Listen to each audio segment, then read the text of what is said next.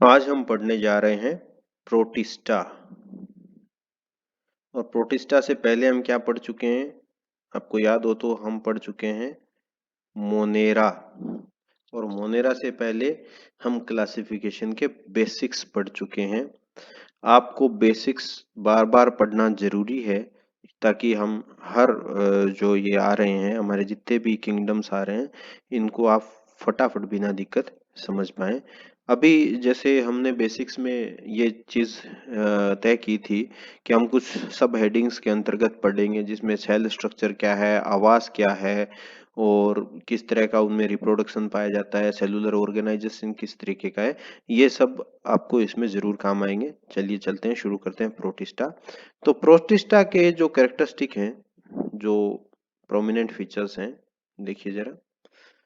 Kingdom protista के अंदर लगभग सभी सिंगल सेल्ड यूकैरियोट्स को डाला गया है। हालांकि लगभग शब्द मैंने इस्तेमाल किया है, ध्यान रखें, ऑलमोस्ट सभी नहीं कह रहा हूं मैं। और इसके बाद जो है, इस प्रोटिस्टा की बाउंड्रीज जो है वो वेल डिफाइंड नहीं है, यानी बहुत सारे लेकुनाज इसमें बच जाते हैं। और मतलब दूसरे जो ग्रुप्स हैं उनके साथ इनके कैरेक्टर्स मिक्सअप होते हैं। अगर आप गौर करो तो आपने देखा होगा कि मोनेरा मोनेरा था, और मोनेरा के बाद प्रोटिस्टा, और प्रोटिस्टा के बाद फंजाई, प्लांटे और एनिमेलिया, तीन हैं। तो प्रोटिस्टा जो है मोनेरा के बीच में और बाकी इन तीनों के बीच में एक तरीके से कनेक्टिंग लिंक है। आप ध्यान दें, कनेक्टिंग लिंक है, इसीलिए इसकी बाउंड्रीज ज्यादा डिफाइंड नहीं है। कुछ कैरेक्टर्स इसके फंजाई के साथ भी मिक्सअप होते हैं, कुछ एनिमेलिया के साथ भी मिक्सअप होते हैं, कुछ प्लांटे के साथ भी मिक्सअप होते हैं, और मोनेरा के साथ भी मिक्सअप हो सकते हैं। तो ये सब, इसीलिए इसकी जो बाउंड्रीज हैं वो वेल डिफाइंड नहीं है। चलिए नेक्स्ट कैरेक्टर देखते हैं। आवास की बात करें तो ये सारे के सारे एक्वेटिक हैं, सारे के सारे जलीय जीव हैं। यूकैरियोटिक सेल है, हम पहले ही बात कर चुके हैं। सेलुलर ऑर्गेनाइजेशन जो है वो सेलुलर लेवल का ही है, इसमें कोई टिश्यू लेवल ऑर्गेनाइजेशन नहीं है। रिप्रोडक्शन जो है वो एसेक्सुअल और सेक्सुअल मेथड दोनों के द्वारा होता है। और इसमें जो आपकी बुक में इंक्लूड किए हुए एनसीईआरटी के अंदर, वो chrysophytes, dinoflagellates, euglenoids, slime moulds and protozoans, इतनी चीजें की हैं। इनको हम अलग अलग अभी पढ़ेंगे। क्राइसोफाइट्स को गोल्डन एल्गी भी कहते हैं। और जो जरा देखिए इसकी खास स्ट्रक्चर क्या होती है। जिस तरीके से पेट्री डिश आप देखते हो, जैसे पॉलिश की डिब्बी होती है ना, उस तरीके की स्ट्रक्चर होती है। एक बात और बता दूं मैं, प्रोटिस्टा के अंदर सभी जो स्ट्रक्चर है वो कैसी हैं? माइक्रोस्कोपिक है, माइक्रोस्कोपिक, यानी हम उन्हें नग्न आंखों से नहीं देख सकते। सिर्फ एक स्ट्रक्चर के अलावा, जो प्लाज्मोडियम स्ट्रक्चर है स्लाइम मोल्ड की, प्लाज्मोडियम, उसको आप सीधी आंखों से भी देख सकते हो। इसके अलावा बाकी सारी स्ट्रक्चर्स क्या है? माइक्रोस्कोपिक है। अच्छा, ये जो मैं बता रहा था, ये जो सेल वॉल कंपोजिशन है वो सोप बॉक्स की तरह है या पॉलिश की डिब्बी की तरह है। ये भी माइक्रोस्कोपिक होती है, इसीलिए इसको क्या कहते हैं? डायटम्स, दो एटम से मिलकर बनी होती है, यानी एक ढक्कन जो है वो दूसरे के ऊपर फिट होता है, इसीलिए इसको डायटम्स बोलते हैं। देखिए दूसरा, इनका जो डिपॉजिट है, जो सेल, इनकी जो सेल वाल है, ये कई बार इनके जो बॉक्सेस हैं सेल वाल के, वो नीचे डिपॉजिट हो जाते हैं महासागरों के अंदर, ओशियंस के अंदर। उनको हम क्या कहते हैं? डायटोमेसियस अर्थ बोलते हैं। और वो कहाँ कहाँ काम में आती है? पॉलिशिंग या फिल्ट्रेशन apparatus बनाने के लिए काम में आती है। बाकी जो डायटम्स हैं वो चीफ प्रोड्यूसर्स हैं, मुख्य उत्पादक हैं, यानी ये जो फोटोसिंथेसिस करने वाले मेन हैं वो डायटम्स हैं, महासागरों में पाए जाने वाले, ओशियंस में पाए जाने वाले। तो ये सब डायटम्स के बारे में।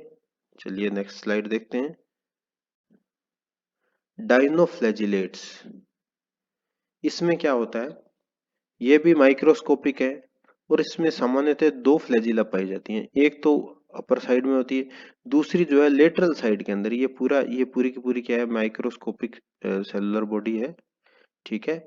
और ये क्या होते हैं, ये भी फोटोसिंथेटिक होते हैं। इससे पहले जो डायटम्स देखे थे वो भी फोटोसिंथेसिस करते हैं। ये डायनोफ्लैजिलेट्स क्या करते हैं, कुछ टॉक्सिन्स भी रिलीज करते हैं जो कि दूसरे मैराइन एनिमल्स को मार भी सकते हैं।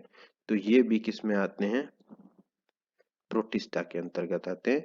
इसके बाद हम देखते हैं यूग्लिनोइड्स, जो यूग्लिना की तरह होते हैं, या इसमें यूग्लिना भी है। इन कैरेक्टर्स को याद रखने का सबसे बढ़िया तरीका ये है कि हर एक जो सब टॉपिक है उसका एक एक एग्जाम्पल याद रख लीजिए, तो आपको सब याद हो जाएगा। यूग्लिनोइड्स में आप यूग्लिना याद रख लीजिए। ये फ्रेश वाटर ऑर्गेनिज्म है, हमेशा ही फ्रेश वाटर, झीलों में या जो स्थिर पानी होता है वहां पे पाया जाता है, महासागरों में यूग्लिना नहीं पाया जाता, ठीक है। इसकी खास बात क्या है, ये ऑटोट्रॉफ की तरह काम करता है। ऑटोट्रॉफ यानी अपना भोजन खुद बनाता है फोटोसिंथेसिस के द्वारा। देखिए यहाँ पर क्लोरोप्लास्ट, ये पूरी सेलुलर स्ट्रक्चर है इसकी, यूग्लिना की। और लेकिन अगर इसको सनलाइट अवेलेबल ना हो तो ये हेटेरोट्रॉफ यानी एनिमल्स की तरह काम करता है। ये दूसरे छोटे ऑर्गेनिजम्स को जो है वो अपनी सेल के अंदर ले सकता है। आगे देखिए है स्लाइम मोल्ड्स। स्लाइम मोल्ड्स क्या होते हैं, ये सेप्रोफिटिक प्रोटिस्ट होते हैं। सेप्रोफिटिक यानी मृतोपजीवी, मृत पदार्थों पर आश्रित रहने वाले, जो सड़ने गलने वाली जो पत्तियां होती हैं उनके ऊपर इस तरह की जो है वो पिंकिश व्हाइट टाइप की एक बॉडी आपको दिखाई दे सकती है, उसको हम प्लाज्मोडियम कहते हैं।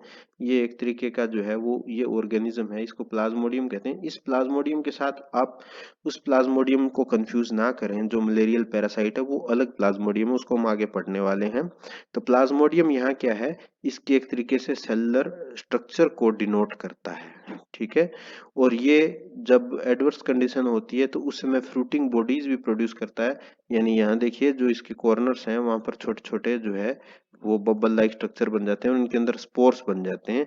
तो ये स्पोर्स पर क्या होती है, इनके ट्रू वॉल्स भी होती हैं, सेल वॉल भी होती हैं स्पोर्स के ऊपर।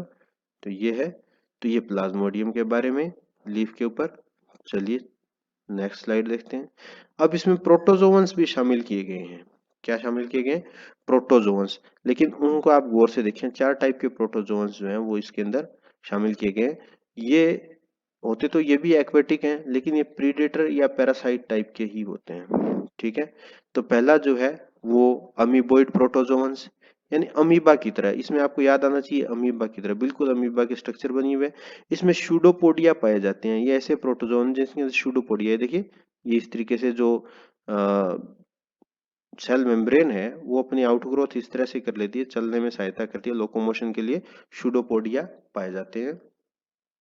सेकंड जो है वो है फ्लैजिलेटेड टाइप ऑफ प्रोटोजोवंस, यानी उनमें फ्लैजिला।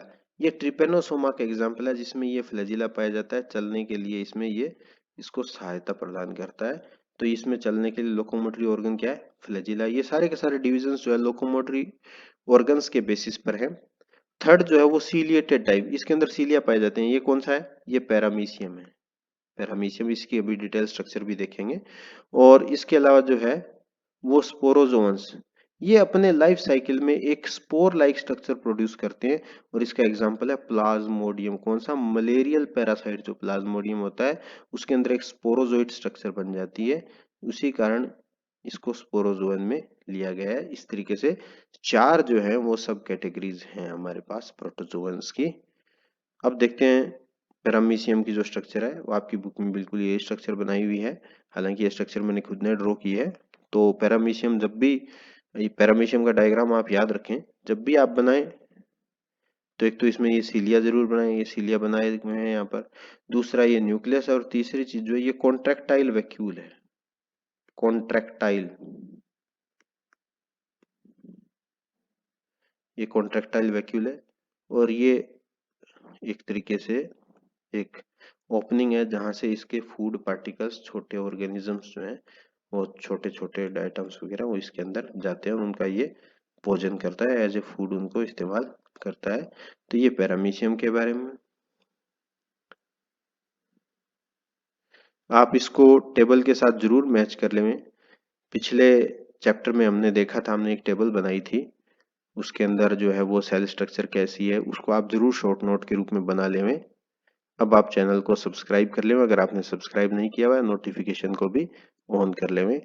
धन्यवाद, थैंक यू वेरी मच।